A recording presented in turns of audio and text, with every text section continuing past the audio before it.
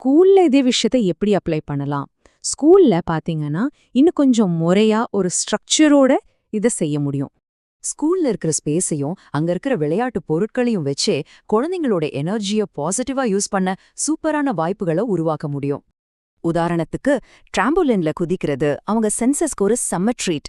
அதே மாதிரி kick bowling அந்த உதைக்கிற பழக்கத்தையே ஒரு ஜாலியான விளையாடா மாத்திடும். சின்ன சின்ன தடைகளை தாண்டி போற மாதிரி கேம்ஸ் வச்சா அவங்க எனர்ஜி ஒரு குறிக்கோளோட செலவாகும், அவங்க கவனமும் அதிகமாகும்.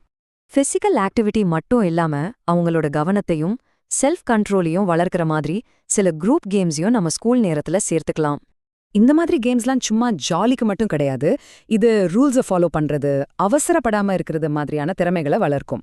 உதாரணமா சைமன் சேஸ் விளையாட்டுல அடுத்த கமாண்டுக்காக காத்திருக்கிறதற்கே அதுவே பொறுமையையும் சுய கட்டுப்பாட்டையும் பானா கத்துக் கொடுக்கும்.